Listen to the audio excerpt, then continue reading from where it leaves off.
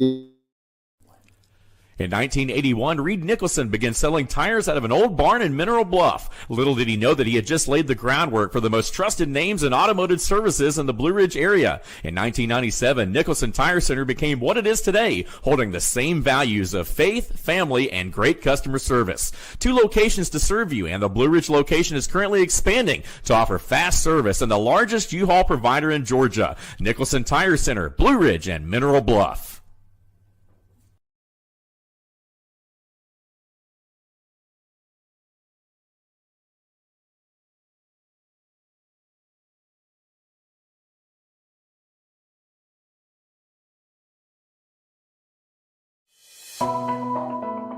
Ritz Furniture specializes in quality furniture for affordable prices. Our extensive inventory highlights top brands and provides everything you could ever want. You can count on us for kitchen, dining, bedroom, and living room furniture, no matter what the style is you have in mind. Stop in with your family and look at our amazing selection to find the perfect fit for your home. Contact us today to see how we can make a difference in your home.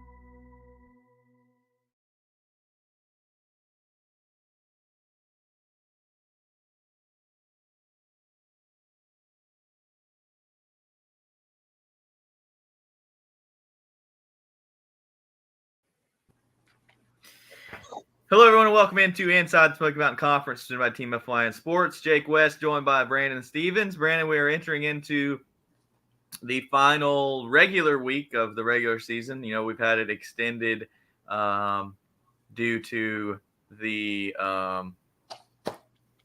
hurricane that came in a few weeks ago, and now we've got an extra week in the season. Some teams have picked up some extra games, so we don't have all conference games this week. We've got 2 conference games and 2 non-conference games coming up, so 4 games coming down the pipeline this week.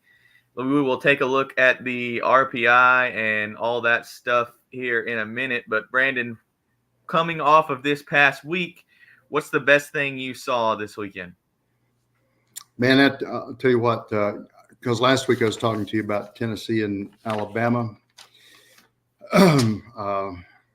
Really, probably just anything in the spectrum.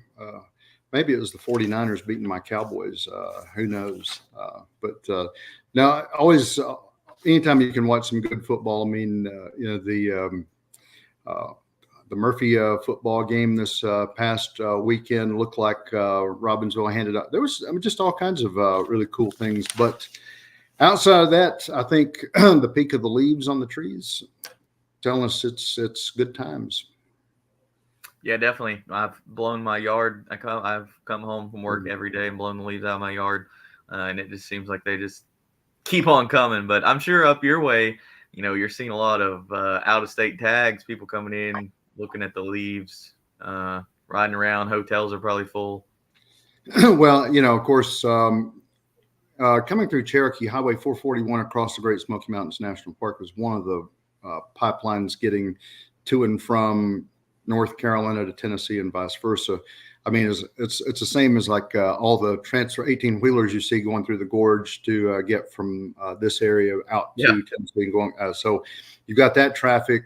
You've got people looking at the. Oh, actually, I got to tell you this. I wish I should have sent it to you, but one of the prides, and if you haven't been into Cherokee, I would say this is that sitting out back. I'll see if the camera can catch it, but elk.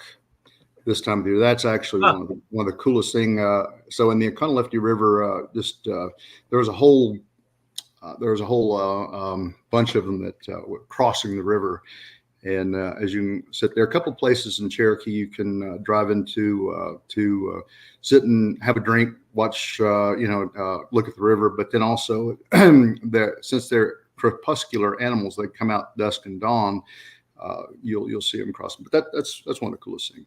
But let's talk about the flock going across the football fields.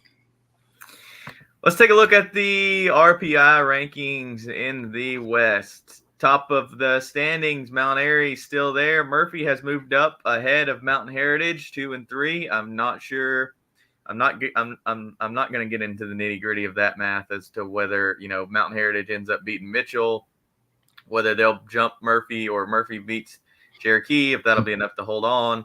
And because we got some big games in terms of RPI this weekend. Eastern Randolph 4, Starmount 5, East Wilkes 6, Corby and Community 9-0. They've played a very soft schedule though. 9-0 at 7. Mitchell 6-1 at 8. Like I said, they're playing the number 3 team, Mountain Heritage. Then you've got Robbinsville, Union Academy, and Cherokee trying to sneak into that top 10. Cherokee and Murphy play this weekend. Big conference title implications on the line there in that one. So anything really stick out to you, Brandon, as we scroll down past the top 20? And there you've got Andrews and Hayesville. Drawn at 24, fall off for them this year. And then down at 29, you've got Swain County, who is on the verge of being forced out of the 64-team playoff. They need to be in 32, and they've got 4 spots to give or take. They really need a win this week. So either or, whether you look at the Madison County game, lose that one, and you lose out to Robbinsville. Let's just play it out that way. They go 0 down the way, then that would push them out, or it could. Yeah. Maybe just right on the edge, depending on some of these other schools, but still, you're going to be behind Avery County and some of those other guys down there. You might be right there with South Davidson at the end. Might even be maybe hanging right down there with Rosman. So yeah, it's critical. This game this weekend, and of course, maybe it doesn't count as much to your RPI to get you in different positions, but looking across the way, you got to have some confidence to play the Robbinsville Black Knights next week. Yeah. One thing we need to talk about with Robbinsville, they play TC Robertson. Actually, we talked about it a couple weeks ago, how they had like the only reason that playing this game makes sense is to help their RPI. Well, turns out that's not going to affect their RPI at all. It's basically just like an exhibition. It has nothing to do with their RPI. So I guess they just want that home game to bolster, add some funds into the athletic department, but they're going to be playing a tough TC Robertson team and adding an extra game instead of taking that extra bye week heading into the playoffs. But anything here in the top 10 really surprising? We mentioned Corbian. They haven't really played anyone. Union Academy sitting there at 10. Murphy bumped up to 2. And then, like we said, Mountain Heritage and Mitchell play this weekend on Saturday. So that's 2 top 10 teams that will move each other around in the RPI. No, it's what you kind of expect. I mean, we've watched the trends going out, and you can hear already some talk with some of these teams. They're ready to take on the Granite Bears and exact some revenge from last year for the Murphy Bulldogs, but also. Again, I think somebody else said, didn't we play Mountain Heritage a few years? And we did. We played them at Mountain Heritage, and that was a tough football game. We scratched out of that one alive and advanced. So don't forget, it's not so much just keeping your eye up there with number 1. Some of these other guys can come in here and bump you off. I mean, that kid Brandon Quinn up there still impresses me at Mountain Heritage with the Cougars. And even though they haven't been able to play all the games that they do, and they're having to play some games on Saturday in the daylight because of road restrictions and transportation, they're still they haven't sat down and gotten into atrophy. They're very much a good football team, and they will whip you. Yeah, I would definitely tune into that game on Saturday, Mitchell and Mountain Heritage. That's going to be fun. But let's take a look at this. If playoffs started today, you've got Mount Airy, Avery, Murphy, Thomas Jefferson, Mountain Heritage, Swain, Mitchell, Thomasville, and then Cherokee and Hayesville, Bishop McGuinness, and Andrews. So you've got some inter-SMC play coming up in the first round. Cherokee and Hayesville, Robbinsville, and Carver. This would be a good draw for Andrews against Bishop. I think that's a game that they could win. But there's some intriguing matchups. Now, obviously, they will change. We've got 2 weeks of football, depending on whether the games count against RPI and all things like that. But some interesting stuff to look at, to say the least. Yeah, I think there actually would be some pretty cool games. I mean, it's a long road trip for Andrews to go to Bishop McGinnis. That one first sticks out at me, and I think that that would be a very competitive game, or could be. And then Cherokee Hayesville, who can sling the ball and who can move it, and that would be another competitive football game. I mean, not downplaying some of these others, but powers like Mount Airy, Murphy, and Mitchell, the three M to the third power up there. You can see that they probably will knock those teams off, but obviously anything can happen. But that would be the expected thing. And if you're looking for just drama, then there's some pretty good football games that might take place. Mitchell and Thomasville, I think, would be another good one. But getting up higher than that, it's going to be the expected probable outcome for it. So yeah, this and this looks like a pretty good power. It keeps, I think, the most of the Smoky Mountain teams at home. Hayesville and Andrews are the ones on the road. Well, and Swain too. Yeah, it's always fun to look at. Like we said, it'll all change, so it's nothing set in stone. But Brandon, let's talk about some real outcomes, some real games. Where do you want to start coming off of last week? Well, let's see. Shall we start with the non-conference folks with Swain and Robbinsville taking on Madison County and TC Robertson? So Swain and Madison County, how about that one? Sure. Swain's coming off of a loss, which they came down to the wire. I believe it was in Cherokee against the Braves, 27-14. Swain lost, but they keep fighting. They're in games. Cherokee scored touchdown at the end to make it 27-14. It was close all the way up. It was 7-6 at halftime. So it was close all the way up into the end. But, another game where Cherokee allows a team to stay in it through 4 interceptions. I didn't see I didn't see if they had any fumbles, but it doesn't matter. 4 interceptions. It's at least 4 turnovers. Shiloh Al threw an interception. Jonathan Saylor threw 3 interceptions. They did have Santiago back. He was a beast on the ground, 7.7 yards per carry, 138 yards on the ground, 3 touchdowns. So, I know Coach Hawkins likes his spread. He likes to throw it around, but they're figuring it out on the ground with Luke Smith and Santiago. So I wouldn't be surprised if we see more of the rushing attack this week when Cherokee plays Murphy. But as far as Swain's concerned, you keep fighting, you keep clawing, you keep staying in games, and you got to figure the ball's going to bounce your way at least once. Well, yeah, the trident or the pitchfork for Swain County keeps getting a little bit sharper every week. Unfortunately, it just doesn't add up in the win column, and that's just bottom line. When you look at say coming from the Murphy game, having some struggles trying to get some yards moving, and you've got some other disappointment. Here's the key in that football game with Cherokee. You're down in the red zone all the time. You just need to push that jewel on into touchdown town, and it just wasn't happening the way that Swain County is moving. Although you look, Owen Medlin, younger quarterback, I believe sophomore, he was well over 50%. I think he was 11 of 17 for 145 yards in his passing. The rushing game continues to improve. Zeke Gillespie, but again, a little more one-dimensional. Again, broken down to the bare bones. The paint's come off, and they're down to the primer with some things here.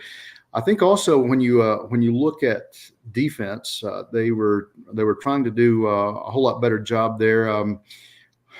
With I think Houston Hornbuckle had probably a good night, 6 or 8 solo tackles. But yeah, again, with we can dig into Cherokee a little bit more, but that's kind of the Swain County side of things. Again, keep the doggone ball off the ground. Keep it in play, and that's. I was talking to Coach Holt, and I said, look, do we go back and continue to say ball security and defensive responsibilities? That's just been the key, and that again will continue to be the key this week because, you're going to go in and face a 1-5 Madison County, and Madison County. If you want me to drift off down into to that stew pot, this has been one. Obviously, you've had a rough time with your season. You've replaced the head coach. And then the hurricane comes through. I mean, good Lord, what else is going to happen? Will the locusts eat the crops and the apocalypse coming that for Madison County? But still, they are kind of in the same situation. If you've ever ridden the rattlesnake, as they call it, the road that goes up and through Madison County, it's fairly rough, and it's out there in the rural bucolic. So it's trying to bring it back in. 55-13 loss to Mountain Heritage, and there's not a lot of actually for this moment because it isn't. I won't say in pieces or Madison County football team has been just torn apart, but the intelligence coming back, film, stats and data. They're just playing football and trying to get back to a normalized areas. But I'll tell you this: they kind of have a wildcat look, and part of that where they're again not trying to throw any kind of ill comments toward anybody. They're trying to simulate some speed where they don't have it. So some direct snaps, getting what you can do out of that wildcat formation. That's what they're really working. Although probably one of their best players, Ivan Leonard, who is the quarterback, he's also one that can move the ball. And then there's and I hope I get the fellow's name right. I hate not getting people's name right. Grayson Denton Mostyn. Grayson Denton Mostyn. He's a senior. He's probably going to be one of the biggest defenders that they have. Across the way, I couldn't tell you how big this line is. No weights and measures on these guys, but it's been a hurtful point. They're fifth in the conference, 1 and 2 with the 3 conference games that they've got to play. This one could very well easily go to Swain County, and I would tend to say that it could be a breakout point. And this is something, Jake, that Swain County really needs to, especially to get you a little gusto going into the final week, which will be that kind of gap week next week when you play Robbinsville. Yeah, it's do or die time for Swain. This game, this is not like the TC Robertson game for Robbinsville, because this game was moved due to the hurricane. This will just be their Swain's 10th game, or their 9th game. They'll have their 10th game against Robbinsville. So this will count for their RPI, and they need this. I'm sure Toby Burrow could tell you how long it's been since Swain County didn't make the playoffs. I don't know if I can count back that far, but they need this game to be able to get in there and make the playoffs and see if they can make a little run here. I like what you said. This could turn your season around, give you some confidence going into Robbinsville, and then try and squeak out that first round win. And then you never know what can happen coming down the stretch. But you've got to beat the man in front of you.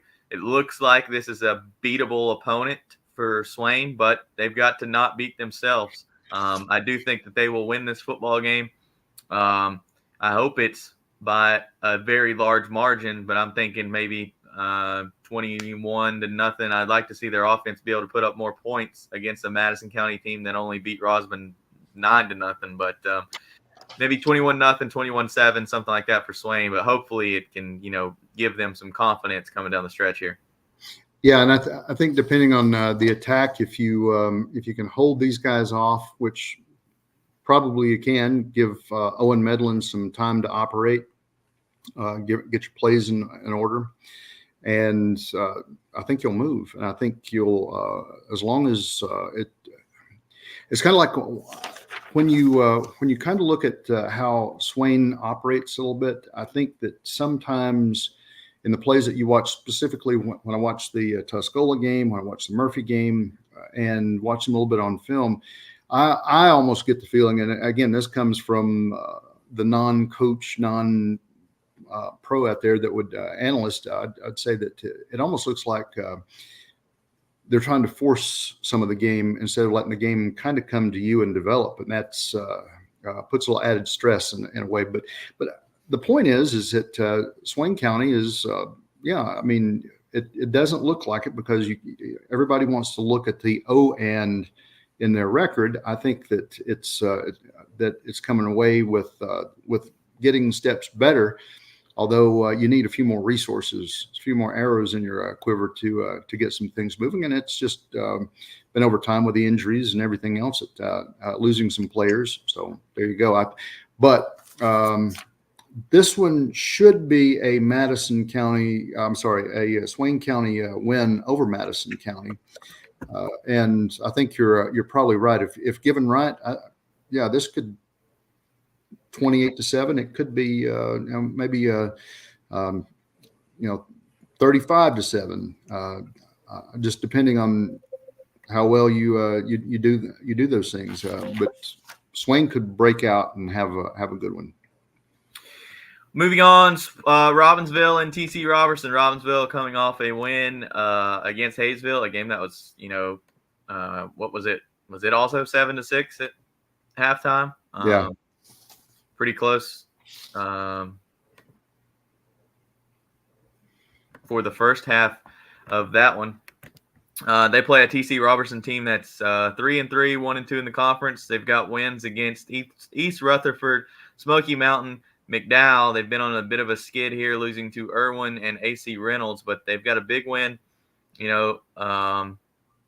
Common opponents. They got a 49-7 win over Smoky Mountain, Smoky Mountain team that I think Cherokee and Murphy both played. Murphy squeaked out a win against them. Mm-hmm. Cherokee took them all the way to the very end and ended up falling.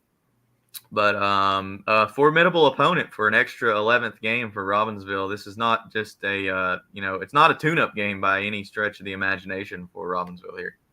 Well, it's let's speak. How do you want to address this first? Unfold this one. TC Robertson or Robbinsville, right quick, because I've got a lot of different thoughts on this whole game, because these two teams, a lot of people you may not remember. There was the preseason scrimmage jamboree that took place over at AC Reynolds High School just a couple of weeks before the season started. And TC Robert, you have to remember to get those initials correct.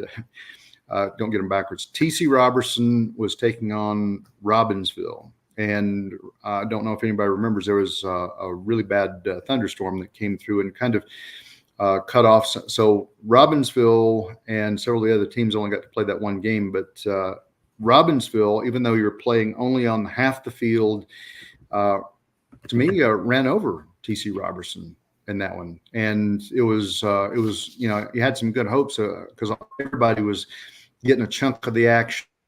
You were seeing Bryce Adams, you were seeing Roman Jones, you were seeing Cooper Adams move, and you were, Ledbetter was, they were able to exercise the ball really well.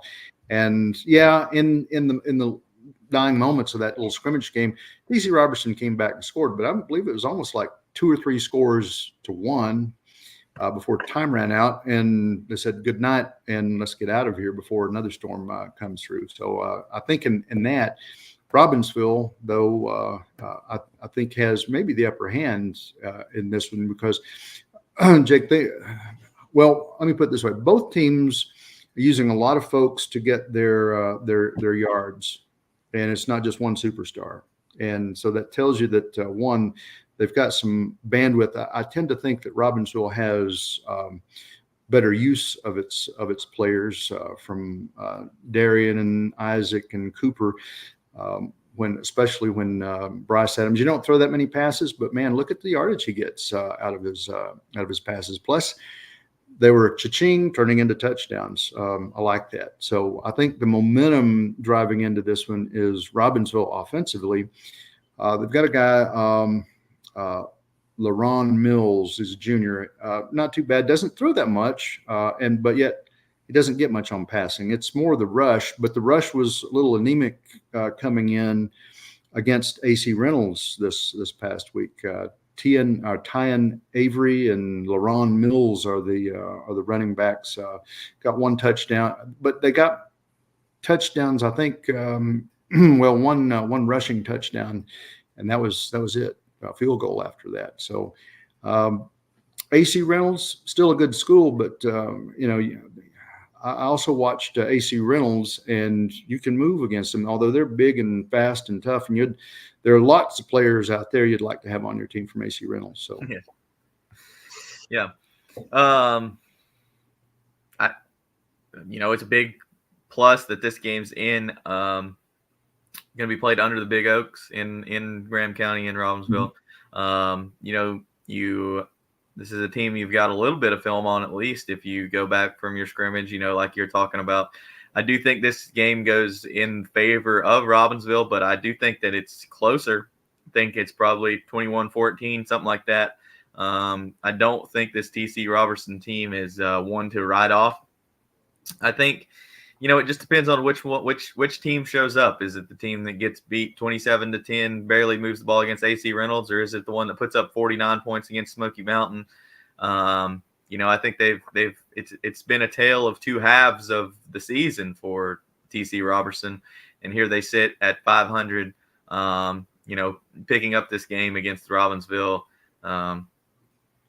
Trying to, this will count for TC Robertson's RPI and them trying to make their push in the playoffs. But, it should be a fun one, to say the least. You got two opponents that don't see the field against each other very, very often. But I do think this game plays into the favor of the Black Knights. I think you're totally right. One of the other parts of it that you can't quite measure, you can go in here and say, well, Mills versus Adams, how they pass and the number of yards they get, or who rushes, or who has bigger defensive line, that sort of thing. I think part of this comes down to attitude. And I've watched a lot of TC Robertson football in my time. And sometimes the trend has been just a little fickle. Down at the end of I remember broadcasting Smoky Mountain football, and if TC Robertson was on a down, now which they are, 3-3 so far, 1-2, they're fourth in the conference. The hopes getting through. I could almost see them, taking the long road trip way up yonder into the mountains and playing in the Big Oaks, because they're used to playing in the urban areas. I think there's also a distinct difference in how they play some football too. But this one, Jake, I think Robbinsville could clean the floor with them. I'm going to say Robbinsville 35-13 and stand by it. Yeah, it should be fun. Fun game at the Big Oaks against two teams that you weren't expecting to play when the season kicked off, but here we are. We'll see who's closer on their prediction. See if it's a close game or if Robbinsville takes care of business like you predicted. But they took care of business last week against Hayesville. Right. Now Hayesville's got Andrews. Both teams coming off of big losses. Andrews lost to Murphy. Hayesville lost to Robbinsville. Andrews at home, senior night. Man, they are banged up. We saw that last week. You had people wearing other people's jerseys. You had Landon Green in the backfield, which he did very well. I might keep him back there. Braxton Rickett, their fifth or sixth string quarterback, whatever they're on now. They're hoping Tatham will be back this week, and that's just a different football team when Tatham's back there to lead them under center. But these two teams already played once. It was 7-2. Andrews took the win earlier in the year at home. How do you see this one playing out, Brandon? Okay, you're 4-4. 1-3 in conference. You're in fourth place. Obviously, here, like you're talking about, some people banged up. The pass we didn't see too much of. 3 out of 4 for about 13 yards. Really not being able to get the ball moving, especially getting it into the end zone. Rattler, 13 carries for about 50 yards last week, but a little more impressive, Jake, with this one is probably, I'd say, one of the stronger things, and at least something that impresses me a little bit more. If looking through Andrews has to be some defense. They did have their moments. I think it was. Let me see if I can remember. Will Holden, or I'm Holden Todd, William, and Colton Rose.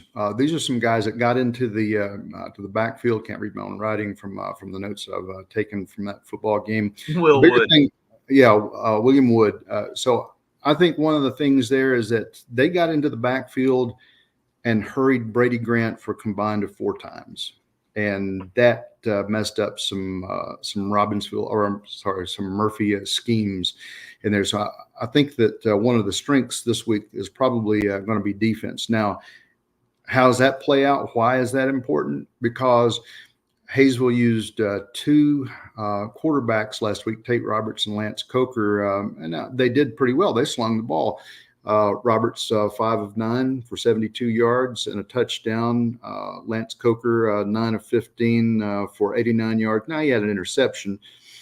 The rush, not so much. It was moving. The ball was moving on the pass. That's how they were having to simulate some things to get around Robbinsville, because they're not going to go through the line. They're not going to run between the tackles in that setting. Might be a little different this week, and your rush game comes on. But I think that if you're Andrews defense, got to be solid. Got to get into the back like they did last week and mess some things up for Hayesville. Turning it around,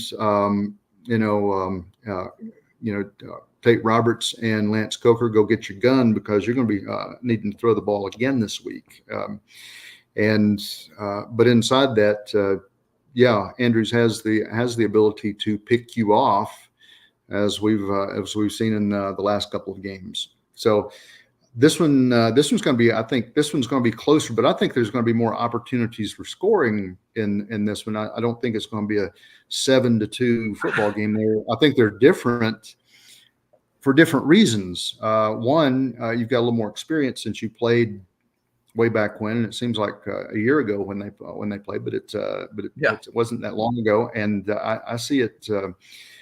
I really see there's a possibility, because I haven't heard as much on the injury side of things from Hayesville, but Andrew's a little more. I in my opinion, or in my thought, or to my knowledge, is a better way to put it.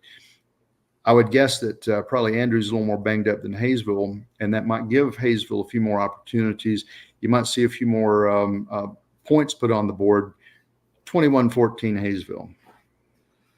I think it's a very, very bold statement to say that this isn't going to end up 7-2.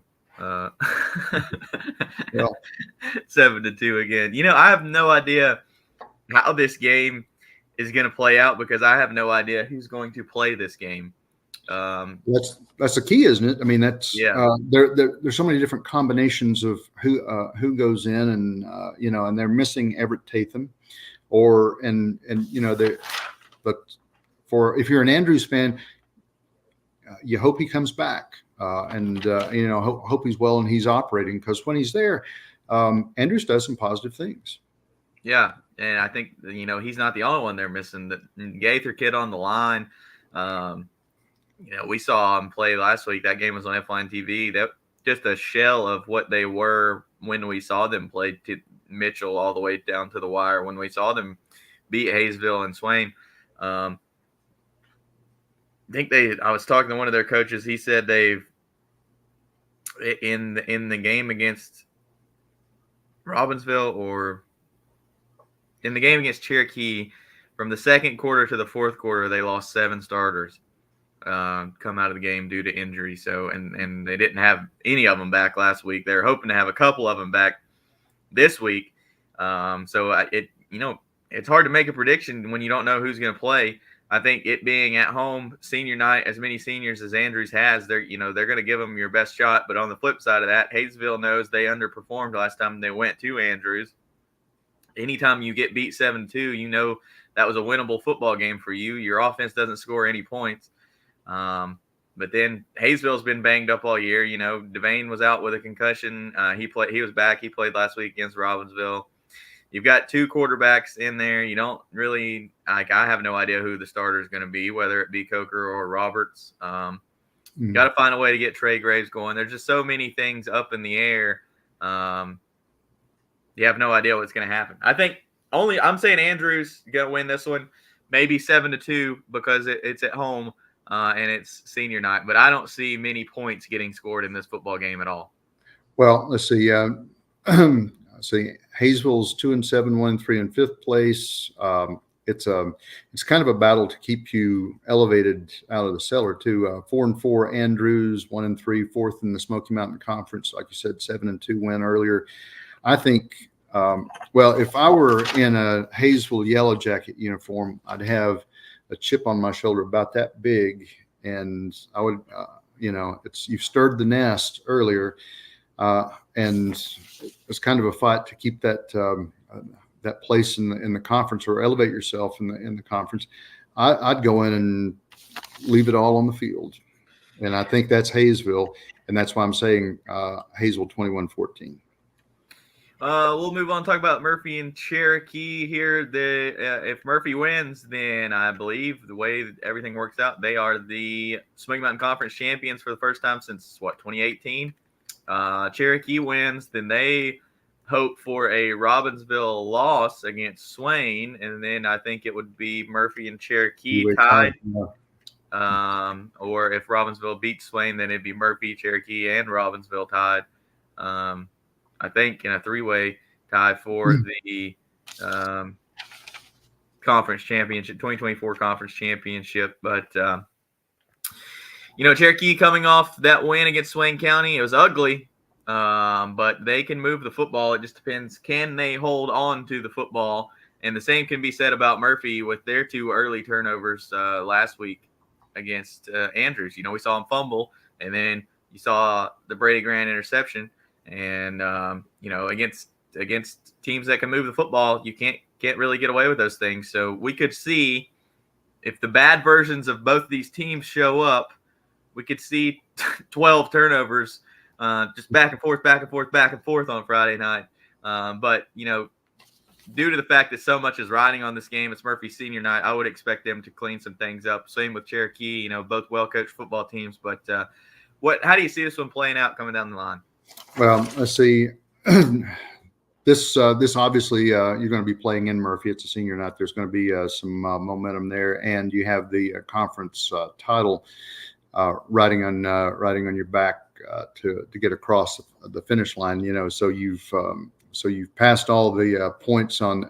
If we're playing Murphyopoly or Monopoly, I mean, you're getting ready to buy a boardwalk and put hotels on it. If you're the Murphy Bulldogs, but let's just take a look at it. What do you have to do to win that football game?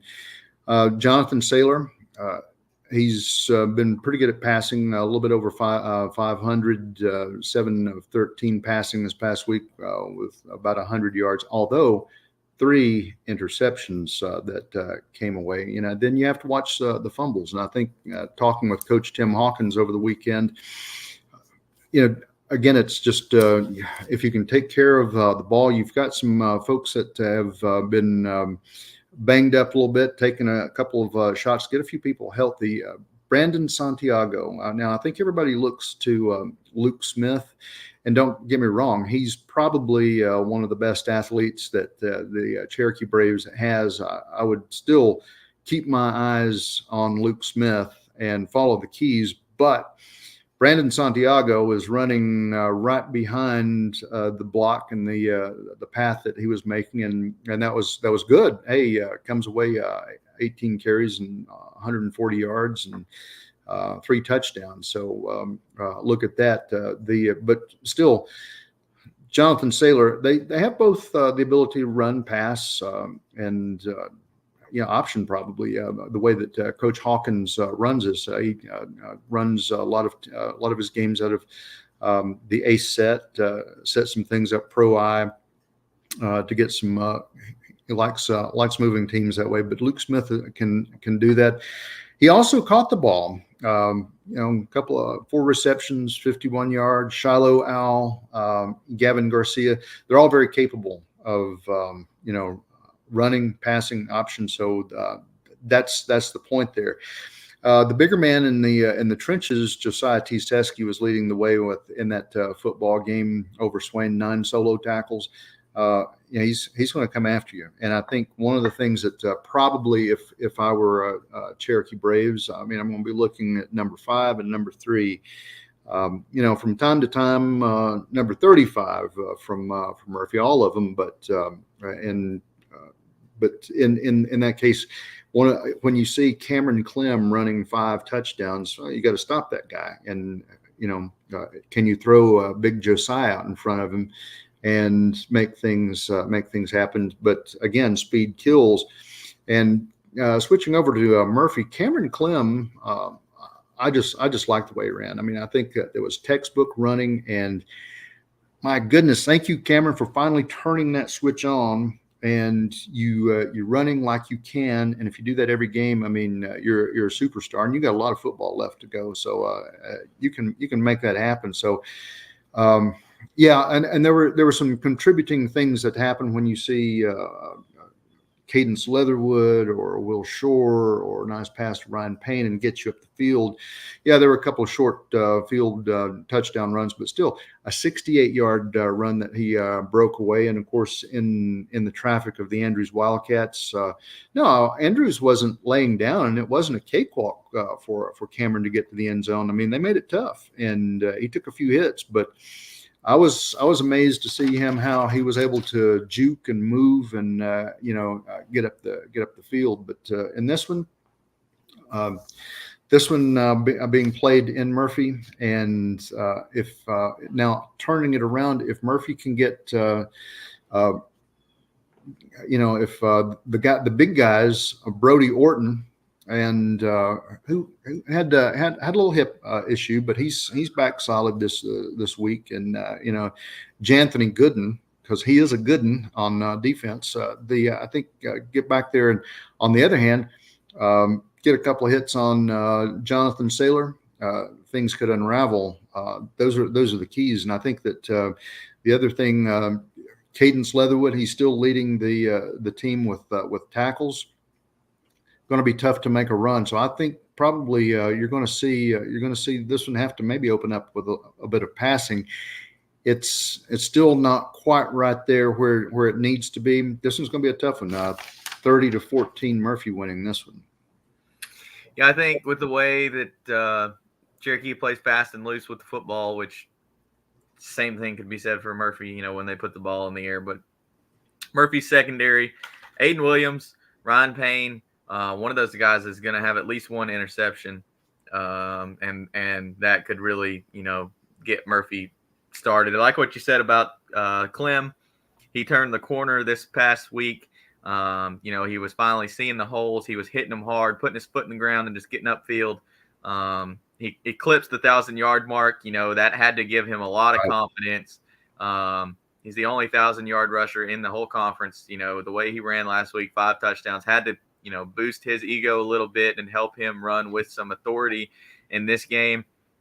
Murphy's downfall right now is their passing game. They haven't been able to make things work in the passing game.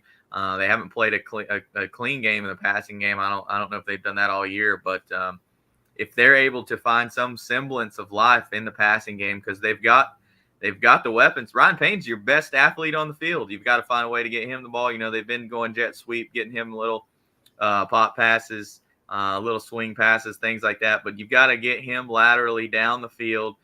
Same with Kenyon Nichols. Who would have thought that he was going to make such an impact from the tight end position? You put him coming across the middle as big as he is, he's able to create separation. He always comes down with the football. And then they've got some younger guys as well at the wide receiver position that just need to be utilized. So if Brady Grant can, it comes down to, can Brady Grant get his mind right, turn things around? Same can be said with Jonathan Saylor. You can't have 3 interceptions and beat good football teams. So you really quarterback play, which quarterback makes the right decisions, plays sound football. That's who wins this game. And I think it's going to be Murphy. I think they put up quite a few points. Murphy's defense has been stellar all year. I think, 35-14, 35-7, something like that. It's going to be a Murphy night on senior night. I think you're exactly right. And I think to get to that point, you have one good salient point, and that's got to be quarterback production and performance. It's got to be in there. There have been too many little miscues. Okay, I'll step out on a limb here. It's like, all right, you had a missed snap in the opening points of the football game last week. Yeah, that's not your quarterback's fault. And no, that was not necessarily a quarterback fault, but then also just when you're throwing some interceptions and you're shifting too much into the backfield and just trying to find something really quick. Too many times back and forth, we've watched Brady Grant shift and move, and that moves the line. And every time they shift, it weakens them down because they can only shift like once or twice to allow the play to develop. And so inside that, you end up scrambling, throwing the football to the sideline, and hopefully not getting an intentional grounding. But no, that and Saylor in the same way, 3 interceptions. You're doing some great things. I mean, 7 of 13, and you're getting the ball slung around to different people. And the one good thing on Cherokee, I think, is they are trying to work and find different avenue. I think Tim Hawkins is scraping up every bit of gravy off his plate, and he's trying to find every little avenue that he can. And I think once they develop a little bit, they could be a good threat. But here's the key with any of them: you can't have this going forward because you saw the list of teams up there. I mean, you do that against Mount Airy, you do that against Mountain Heritage, and you're going to the house. You do that against even Thomas Jefferson, but they'll if you're a Murphy fan, you continue to do that, and it'll be wetsuit on you. Yeah, I think I think this still plays into the hands of Murphy. They're lucky that it's at home. I think this game could be completely different if they were having to go to Cherokee. They've struggled playing over there in recent memory, but I think Murphy wins this. I think they get their first conference title since 2018.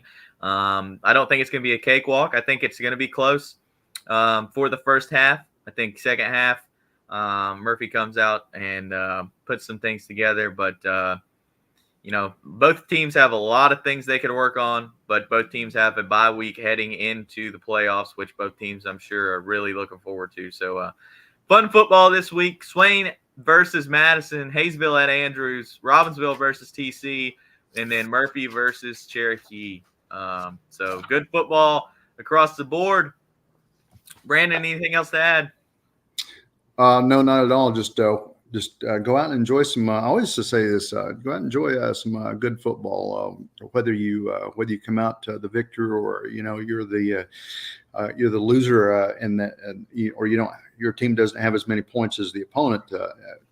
Whenever you can go watch some good high school football, and I think we do have that there. There's a competitive game again with Hayesville and Andrews. That's going to be a good one to watch. The Swain football game that I believe they're going to celebrate their first win, and it's going to be big with Madison County. And I think Robbinsville will have some reasons to celebrate as well under the Big Oak. So I think that all of them, and as you mentioned, the Murphy Cherokee football game, senior night and all that good stuff. It's go have fun, ring the cowbells, and eat popcorn. Well, that's going to do it for us. We'll be back next week, hopefully with some more clarity as to how the conference is going to end. But for Brandon Stevens, this is Jake West. This has been Inside the Smoky Mountain Conference, presented by Team